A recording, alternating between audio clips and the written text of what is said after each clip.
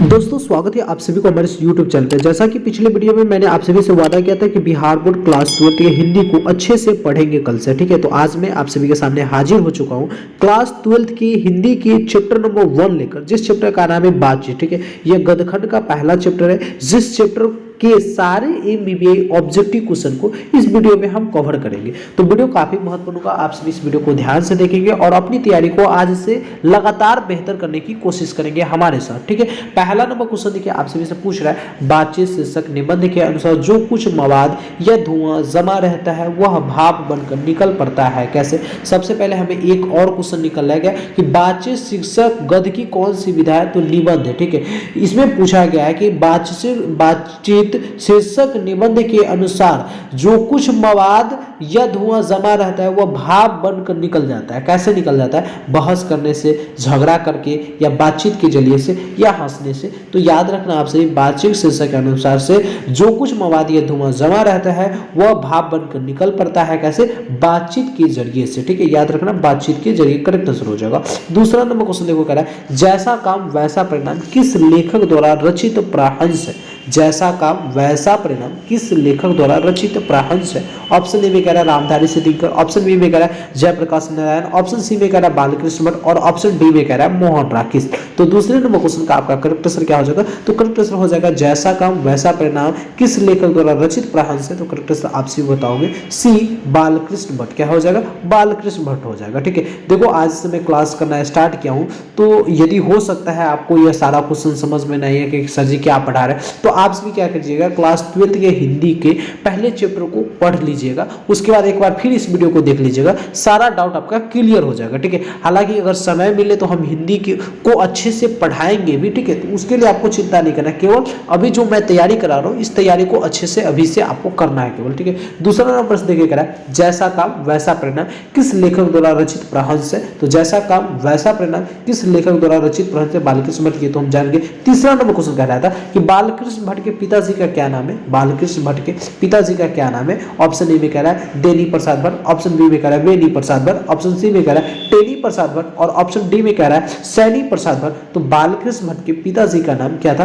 तो Beni Prasad Bhatt. Correct answer आपका B हो जाएगा, याद रखना, ठीक है। चौथे नंबर क्वेश्चन देखो, कह रहा है दमयंती स्वयंवर किस लेखक की रचना है। दमयंती स्वयंवर किस लेखक की रचना है। ऑप्शन ए में कह रहा है चंद्रधर शर्मा गुलेरी, ऑप्शन बी में कह रहा है मल्लेश, ऑप्शन सी में कह रहा है बालकृष्ण भट्ट और ऑप्शन डी में कह रहा है भगत सिंह। तो चौथे का करेक्ट आंसर आपका सी हो जाएगा, बालकृष्ण भट्ट। दमयंती स्वयंवर किस लेखक की रचना है, तो याद रखना बालकृष्ण भट्ट। किसका हो जाएगा, दमयंती स्वयंवर किस लेखक की रचना है, तो याद रखोगे बालकृष्ण भट्ट। करेक्ट आंसर आपका सी हो जाएगा। क्वेश्चन पांचवा नंबर क्वेश्चन देखो, पांचवा नंबर प्रश्न क्या कह रहा है, पांचवा नंबर प्रश्न कह रहा है बालकृष्ण भट्ट की रचना बातचीत क्या है। देखिए जैसे पहले ही क्वेश्चन में बता दे कि जो बालकृष्ण भट्ट की रचना बातचीत है, यह निबंध है, मतलब क्या, ललित निबंध है, ठीक है। अगर यहाँ पे निबंध दिया रहता ऑप्शन में, मान लो यहाँ पे ए के जगह पे, एकांकी के जगह पे निबंध लिख दिया रहता और यहाँ पे ललित निबंध लिखा रहता, तो हम ललित निबंध पे सही टिक लगाते, ठीक है। और यहाँ पे सीधे दे दिया है ललित निबंध, तो ललित निबंध पर, यदि यहाँ पे केवल निबंध रहता और ललित निबंध कहीं पे नहीं रहता तो फिर भी हम निबंध पे ही क्लिक करते,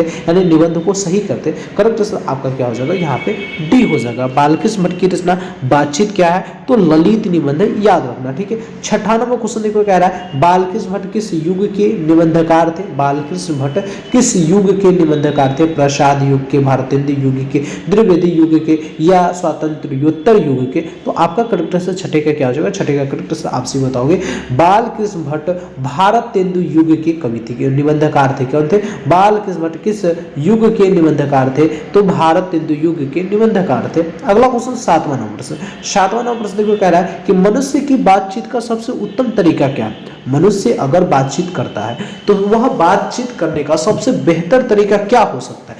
विवादपूर्ण बात करना, विवादपूर्ण बात करना, यानी किसी से विवादपूर्ण बात करेंगे तो क्या ये उत्तम तरीका हो सकता है, बिल्कुल नहीं हो सकता है, ठीक है। तर्कपूर्ण बात करना, ठीक है, ये भी नहीं हो सकता है, ठीक है। भीड़ से बात करना, ये भी नहीं हो सकता। लेकिन यहाँ पे कह रहा अवाक होकर अपने से बातचीत करना, जब हम अवाक होकर खुद से बातचीत करते हैं तो ये क्या होता है, बातचीत का सबसे उत्तम तरीका माना जाता है, ठीक है। तो क्या हो जाएगा, बातचीत का सबसे उत्तम तरीका में अवाक होकर अपने से बातचीत करना। 7वें नंबर प्रश्न का करेक्ट आंसर आपका डी हो जाएगा। 8वां नंबर क्वेश्चन देखो, काफी कमाल का क्वेश्चन क्या कह रहा है, संवाद में सबसे महत्वपूर्ण क्या होता है। संवाद मतलब होता है एक दूसरे से बातचीत। जब हम बातचीत करते रहते हैं तो इसमें सबसे महत्वपूर्ण क्या होता है, तर्क होता है या जिज्ञासा होता है या आत्मीयता होता है या प्रवाहपूर्ण भाषा होता है। तो देखिए संवाद जब हम किसी भी व्यक्ति से बात करते हैं, जैसे आप मान लीजिए आप अपने दोस्त से बात कर रहे हैं, तो उसमें तर्क की जरूरत है बिल्कुल नहीं, जिज्ञासा की जरूरत है बिल्कुल नहीं, ठीक है, प्रवाहपूर्ण भाषा की जरूरत नहीं, हमारे आत्मीयता की जरूरत है। यानी हमारा अगर आत्मा ही नहीं बेहतर रहेगा बात करने का, संवाद करने का, तो हम फिर उससे बेहतर तरीके से बात नहीं कर सकते। इसलिए बातचीत में सबसे महत्वपूर्ण क्या होता है, तो आत्मीयता होता है। करेक्ट आंसर आपसे क्या बताओगे, सी बताना। करेक्ट आंसर आपका सी हो जाएगा। 9 नंबर प्रश्न को काफी कमाल का क्वेश्चन क्या पूछ रहा है आपसे कि बालकृष्ण भट्ट का जन्म कहाँ हुआ था, सॉरी कब हुआ था, बालकृष्ण भट्ट का जन्म कब हुआ था। ऑप्शन ए में कह रहा है 23 जून 1884 ईस्वी को, ऑप्शन बी में कह रहा है 23 जून 1844 ईस्वी को, ऑप्शन सी में कह रहा है 20 जुलाई 1902 ईस्वी को, ऑप्शन डी में कह रहा है 18 जुलाई 1834 ईस्वी को। तो बालकृष्ण भट्ट का जन्म कब हुआ था, तो 9वें नंबर प्रश्न का मेरे प्यारे साथियों करेक्ट से बताऊंगा 23 जून 1844 ईस्वी को बालकृष्ण भट्ट जी का जन्म हुआ था। 23 जून 1844, 23 जून 1844 याद रखना।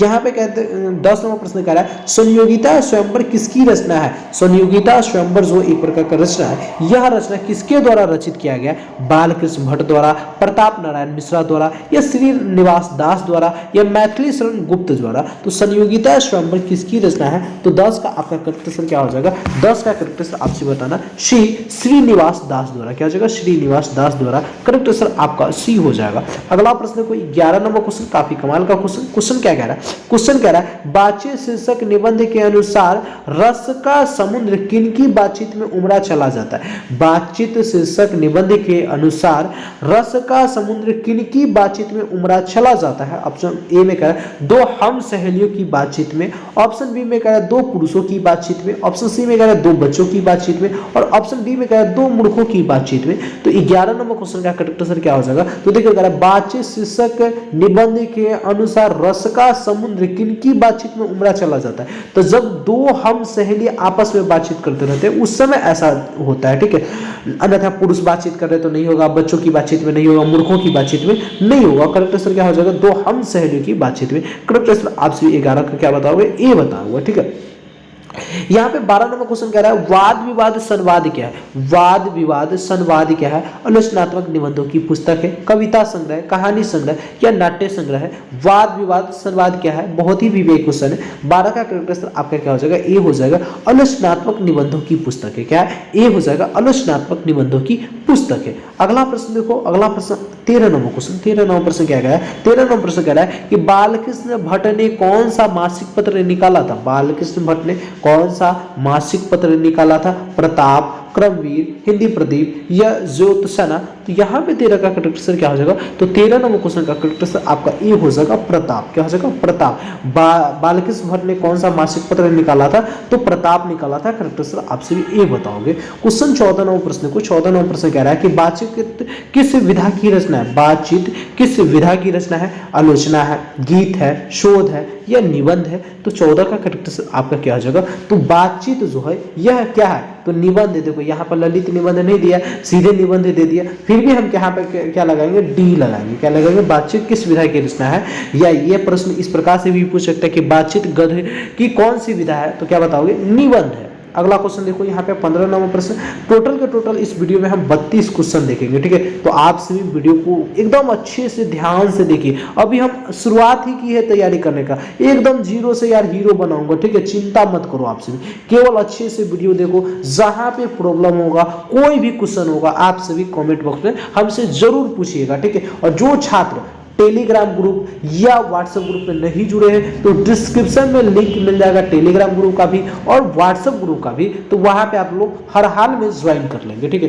15 नंबर प्रश्न क्या कह रहा है, रॉबिन्सन क्रूसो ने 16 वर्ष के उपरांत किसके मुख से एक बात सुनी थी। रॉबिन्सन क्रूसो ने 16 वर्ष के उपरांत में यानी 16 वर्ष के बाद किसके मुख से एक बात सुनी थी, फ्राइडे के, संडे के, एडिसन के या स्टील के, तो 15 का करेक्ट आंसर क्या हो जाएगा? तो 15 का करेक्ट आंसर आपसे बताओगे फ्राइडे के। रॉबिन्सन क्रूसो ने 16 वर्ष के उपरांत में किसके मुख से एक बात सुनी थी? तो करेक्ट आंसर आपका क्या हो जाएगा? ये हो जाएगा फ्राइडे के। यहाँ पे 16 नंबर प्रश्न क्यों कह रहा है? 16 नंबर प्रश्न कह रहा है कि बातचीत शीर्षक निबंध की निबंधकार कौन है, यानी बातचीत शीर्षक के लेखक कौन है? जयप्रकाश नारायण, नहीं, गलत हो जाएगा। मोहन राकेश, गलत हो जाएगा। नागौर सिंह, गलत हो जाएगा। बालकृष्ण भट्ट हो जाएगा। तो करेक्ट आंसर आपका क्या हो जाएगा? 16 का करेक्ट आंसर आपका डी हो जाएगा। यहाँ पे 17 नंबर क्वेश्चन पूछ रहा है कि बातचीत के माध्यम से बालकृष्ण भट्ट क्या बतलाना चाहते हैं? बातचीत के माध्यम से बालकृष्ण भट्ट क्या बतलाना चाहते हैं? बातचीत की शैली, भाषण की शैली, संवाद की शैली, या इनमें से कोई नहीं। तो 17 का करेक्ट आंसर आपका क्या हो जाएगा? करेक्ट आंसर आपसे ये बताओगे बातचीत की शैली। क्या हो जाएगा? बातचीत की शैली। करेक्ट आंसर आपका ये हो जाएगा। यहाँ पे 18 नंबर क्वेश्चन, 18 नंबर प्रश्न कह रहा है कि भट्ट जी को किसने अंग्रेजी साहित्य के एडिशन और स्टील के श्रेणी में रखा? भट्ट जी को किसने अंग्रेजी साहित्य के एडिशन और स्टील की श्रेणी में रखा था? हजारी प्रसाद द्विवेदी, डॉक्टर नगेंद्र, रामचंद्र शुक्ल या रामविलास शर्मा? तो 18 का करेक्ट आंसर आपका क्या हो जाएगा? 18 का करेक्ट आंसर आपका सी हो जाएगा, रामचंद्र शुक्ल। क्या हो जाएगा? रामचंद्र शुक्ल ने भट्ट जी को अंग्रेजी साहित्य के एडिशन और स्टील के श्रेणी में रखा था। करेक्ट आंसर आपका सी हो जाएगा। अगला क्वेश्चन देखो 19 नंबर प्रश्न।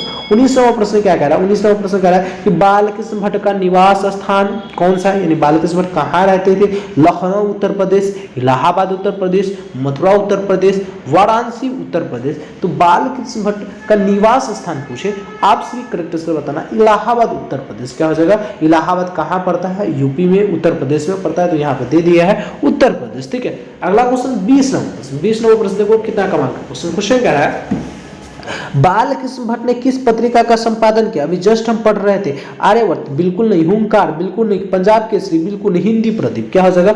20 का करेक्ट आंसर आपका सी हो जाएगा। बालकृष्ण भट्ट ने किस पत्रिका का संपादन किया? करेक्ट आंसर हिंदी प्रदीप बताओगे, हिंदी प्रदीप बताओगे। क्या बताओगे? हिंदी प्रदीप बताओगे। आइए 21 नंबर क्वेश्चन देखिए। 21 नंबर प्रश्न कितना कमाल का। ये भी क्वेश्चन कह रहा है कि बालकृष्ण ने हिंदी प्रदीप नामक मासिक पत्रिका निकालना कब प्रारंभ किया? बालकृष्ण ने हिंदी प्रदीप नामक मासिक पत्रिका निकालना कब प्रारंभ किया था? 1877, 1888, 1890 या 1894 ईस्वी में? तो 21 का करेक्ट आंसर क्या हो जाएगा? 21 का करेक्ट आंसर आपका ये हो जाएगा 1877 ईस्वी में। क्या हो जाएगा? 1877 ईस्वी करेक्ट आंसर हो जाएगा। क्वेश्चन यहाँ पे 22 नंबर क्वेश्चन। 22 नंबर प्रश्न कह रहा है बालकृष्ण भट्ट के पिता पेशे से क्या थे? जैसे आपके पिताजी हो सकते हैं, आपके पिताजी कृषि होंगे या डॉक्टर होंगे या इंजीनियर होंगे या कुछ भी होंगे। ठीक है। इसी प्रकार से बालकृष्ण भट्ट के पिता पेशे से क्या थे? चिकित्सक थे, व्यापारी थे, शिक्षक थे या समाज सेवी थे? तो 22 का करेक्ट आंसर आपका क्या हो जाएगा? तो 22 नंबर क्वेश्चन का करेक्ट आंसर आप सभी याद करके रखना। करेक्ट आंसर एकदम करेक्ट आंसर हो जाएगा, व्यापारी थे। बालकृष्ण भट्ट के पिता पेशे से क्या थे? तो व्यापारी थे। क्वेश्चन है 23 नंबर प्रश्न। 23 नंबर प्रश्न कह रहा है कि कौन सा उपन्यास बालकृष्ण भट्ट द्वारा रचित है? निम्नलिखित में से एक जो उपन्यास होगा यह बालकृष्ण भट्ट द्वारा रचित है, अन्यथा 3 जो है यह बालकृष्ण भट्ट द्वारा रचित नहीं है। ऑप्शन ए में कह रहा है मैला आंचल, ऑप्शन बी में कह रहा है गोदान, ऑप्शन सी में कह रहा है 100 अजान एक सुजान, ऑप्शन डी में कह रहा है अंतराल। तो कौन सा उपन्यास है जो बालकृष्ण भट्ट द्वारा रचित है? तो करेक्ट आंसर आपसे बताना ए 100 अजान एक सुजान। क्या हो जाएगा? 100 अजान एक सुजान जो है यह बालकृष्ण भट्ट द्वारा रचित उपन्यास है। करेक्ट आंसर आपका सी हो जाएगा। क्वेश्चन 24 नंबर प्रश्न। 24 नंबर प्रश्न देखो कितना कमाल का क्वेश्चन। ये भी क्वेश्चन कह रहा है कि नाटक के प्रारंभ में होने वाले मंगल पाठ को क्या कहा जाता है? भजन कहते हैं, नंदी पाठ कहते हैं, मंगलाचरण कहते हैं या आरती कहते हैं? तो नाटक के प्रारंभ में, यानी नाटक पहले बहुत ज्यादा होता था, अभी कभी कभी आपके गांव शहर में आते होंगे नाटक करने वाले। तो जब नाटक करते तो नाटक के प्रारंभ में क्या होता है? भजन होता है, नंदी पाठ होता है, मंगलाचरण होता है या आरती होता है? तो करेक्ट आंसर आपसे 24 का बताना बी नांदी पाठ होता है। क्या होता है? नांदी पाठ होता है। करेक्ट आंसर आपका बी हो जाएगा। यहाँ पे 25 नंबर प्रश्न देखो कह रहा है रॉबिन्सन क्रूसो को कब तक मनुष्य का मुख देखने को नहीं मिला? रॉबिन्सन क्रूसो को कब तक मनुष्य का मुख देखने को नहीं मिला था? आपसे मालूम है रॉबिन्सन क्रूसो को 16 साल के लिए जेल हुआ था। तो रॉबिन्सन क्रूसो को कब तक मनुष्य का मुख देखने को नहीं मिला था? 16 वर्षों तक। क्या हो जाएगा? 25 का करेक्ट आंसर आपका सी हो जाएगा, 16 वर्षों तक। करेक्ट आंसर याद रखना। 26 नंबर प्रश्न को करा है मनुष्य से ही मनुष्य के रूप का साक्षात्कार होता है। सॉरी, बोलने से ही मनुष्य के रूप का साक्षात्कार होता है। ऐसा किसने कहा था? बोलने से ही मनुष्य की रूप का क्या होता है? साक्षात्कार होता है। ऐसा किसने कहा था? एडिसन ने, बेन जॉनसन ने, स्पेंसर ने या मिल्टन ने? तो 26 का करेक्ट आंसर क्या हो जाएगा? तो बेन जॉनसन ने कहा था कि बोलने से ही मनुष्य के रूप का साक्षात्कार होता है। करेक्ट आंसर आप सभी बी बताओगे। यहाँ पे देखो 27 नंबर प्रश्न पे चर्चा करते हैं। 27 नंबर प्रश्न कह रहा है असल बातचीत सिर्फ दो व्यक्तियों में ही हो सकती है। ऐसा किसका कथन था? यदि हमें बात करना है तो हम केवल दो व्यक्तियों में ही असल बातचीत यानी अच्छे ढंग से बातचीत कर सकते हैं। एडिसन ने कहा था, बेन जॉनसन ने, मिल्टन ने या स्पेंसर ने? तो आपका यहाँ पे 27 का करेक्ट आंसर क्या हो जाएगा? ए हो जाएगा। एडिसन ने कहा था कि यदि हमें असल बातचीत करना है तो हम दो व्यक्तियों में ही असल बातचीत कर सकते हैं। आपका करेक्ट आंसर क्या हो जाएगा? तो करेक्ट आंसर आपका 27 का ए हो जाएगा। अगला क्वेश्चन देखो 28 नंबर प्रश्न। 28 नंबर प्रश्न कह रहा है एडिसन के अनुसार असल बातचीत कितने लोगों में हो सकती है? अभी वही प्रश्न को उल्टा करके पूछ दिया। तो एडिसन के अनुसार असल बातचीत जो है ये दो लोगों के बीच में ही हो सकती है। करेक्ट आंसर आपका क्या हो जाएगा? ए हो जाएगा। यहाँ पे 29 नंबर प्रश्न को देखो। 29 नंबर प्रश्न कह रहा है बातचीत से मन किस प्रकार का हो जाता है? जब हम किसी से बातचीत करते हैं तो हमारा मन कैसा हो जाता है? क्रोधपूर्ण हो जाता है, या स्वच्छ और हल्का हो जाता है, या भरा और बोझिल हो जाता है, ये इनमें से कोई नहीं। तो जब हम बातचीत करते हैं ना तो इससे हमारा जो मन होता है यह हल्का और स्वच्छ हो जाता है। 29 का आपका करेक्ट आंसर क्या हो जाएगा? सी हो जाएगा। क्वेश्चन 30 नंबर देखो। 30 नंबर प्रश्न कह रहा है किनके न होने से सृष्टि गूंगी प्रतीत होती है? किसके न होने से सृष्टि गूंगी प्रतीत होगी? श्रवण शक्ति, वाक शक्ति, दिव्य शक्ति या संस्मरण शक्ति? तो यहाँ पे 30 का आंसर क्या हो जाएगा?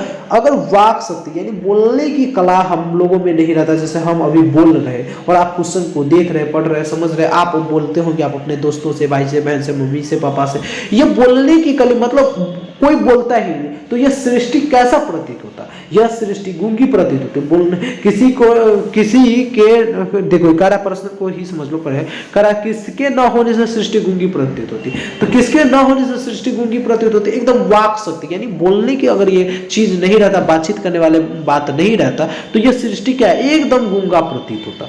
यहाँ पे 31 नंबर क्वेश्चन देखो, काफी कमाल का क्वेश्चन। क्वेश्चन क्या कह रहा है? क्वेश्चन कह रहा है आर्ट ऑफ कन्वर्सेशन कहाँ के लोगों में सर्वाधिक प्रचलित है? आर्ट ऑफ कन्वर्सेशन कहाँ के लोगों में सर्वाधिक प्रचलित है? अफ्रीका में, भारत में, यूरोप में या कनाडा में? तो 31 का करेक्ट आंसर आपका क्या हो जाएगा? आर्ट ऑफ कन्वर्सेशन जो है ये यूरोप के लोगों में सर्वाधिक प्रचलित है। करेक्ट आंसर आपका सी हो जाएगा। 32 नंबर प्रश्न है और इस चैप्टर का यानी बातचीत चैप्टर का लास्ट प्रश्न है, पहले नंबर चैप्टर का लास्ट क्वेश्चन है। क्वेश्चन कह रहा है बालकृष्ण किस काल के रचनाकाल है?